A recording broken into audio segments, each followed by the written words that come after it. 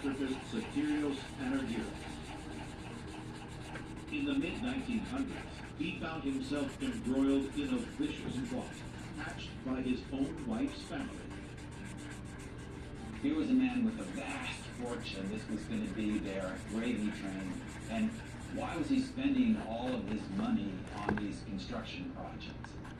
In an attempt to extract money, the family plotted to blackmail him. They employed a conman to convince an 11-year-old girl to testify against Panagiotis and to say that he'd sexually abused her. This case went to trial. It was a sensation in Greece, and of course, absolutely devastating for Panagiotis to be accused of such a thing. Eventually, the girl confessed to lying at a high court in Athens.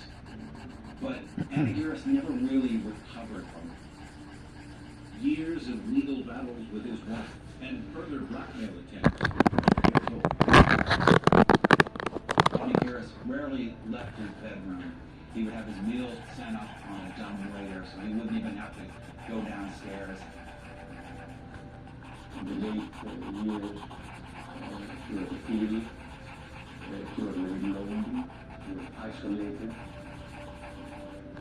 In December 1928, Panagiotis was found dead in his bedroom.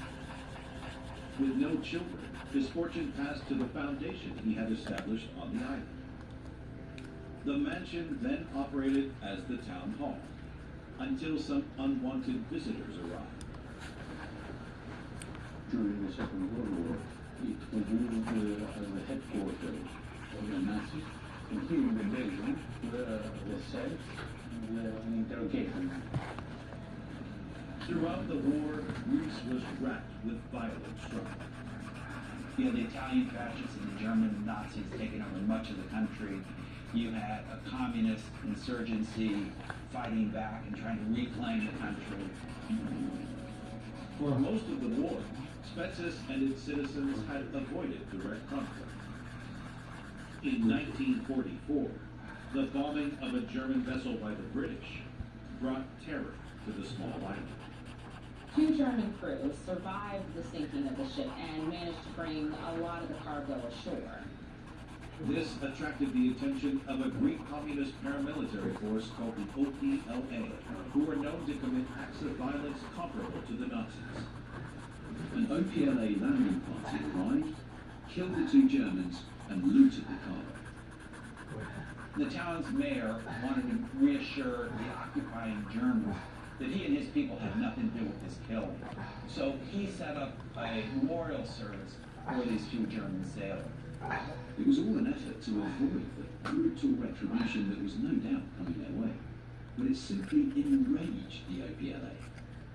In reprisal, the mayor and 3 other men were taken prisoner, tortured, and killed by the communist insurgents.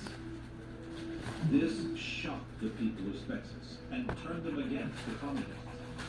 When the Germans came looking for the culprits, the islanders helped the Nazi soldiers find and arrest them. It was in this basement the suspects were brutally interrogated. At least 13 of them were publicly executed on the waterfront, just a few hundred feet away. The legacy of what happened during those war years continues to haunt this island. Wounds still run very deep.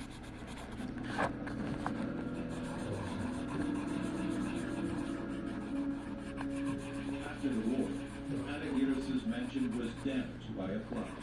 It sat empty ever since. But the foundation is doing its level best to raise funds to turn it into a museum and art exhibition. That's why I'm here now, because he signs the foundation, the outer facades, and the whole ground floor will be totally renovated and made out of.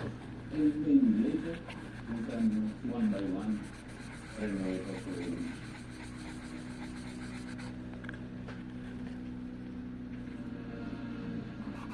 In a bustling port district of Beirut, a forgotten relic has been consumed by the modern world. We're in a part of the city called Beirut. It's a peninsula that sticks out into the ocean. It's It's an upscale residential neighborhood with shaded streets and houses. But tucked away in this neighborhood is a striking narrow tower. The guardians of this tower have been watching for centuries, weathering countless storms. You step directly from this family's kitchen through a heavy steel door. There's an elevator, but that doesn't do much good when the city's power is only on for a few hours of the day. When you get to the top, it's clear that this is in fact the lighthouse because you see this giant, complicated glass lens that was used to focus the light. Which raises the question, what's a lighthouse doing in the middle of a city block?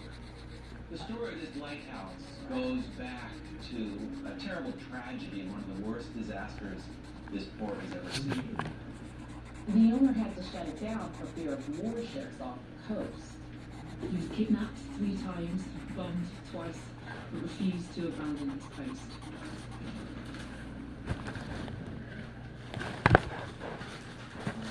Right now at the Home Depot, it's easy to shop and swap for the features you want. Get up to $1,500 off select innovative appliances like LG, exactly how you want them. Shop top brands in store and online at the Home Depot. Honey, do you want me to schedule Calvin's COVID-19 flu shots? Schedule free flu and COVID-19 vaccines for the whole family online today. Walgreens. The $6 meal deal is here. It starts with Dunkin's legendary coffee. What's he gonna do? It was harmless. Anybody who had any information about the robbery was killed by Jimmy Burke.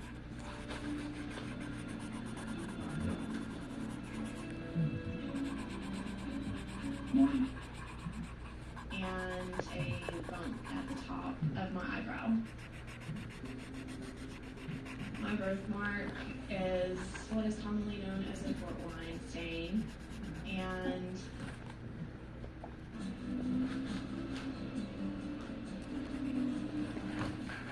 I think Lad's got things handled out in the hayfield, and I've got things handled in the kitchen. I am making short and sweet treats, and I didn't mean to, but I made 2 cakes already, and I'm getting ready to make a 3rd. So I did the tiramisu. Or the kitchen cabinets. I've never thought of it, but I like it. I'm just surprised at how much I like the idea, actually. You are. Okay, well here's some I like the darker one. You do? Both of you? Look at it with Yeah, that's really pretty. Let's do it. Okay. Fantastic. Yeah. Okay. Since we're building a wall in your living room to make space for that new primary suite, you're going to be losing the window in the living room. So I wanted to try something in your kitchen to bring in tons of natural light. If I put something... Honey, and how about I keep my protection against COVID-19 at the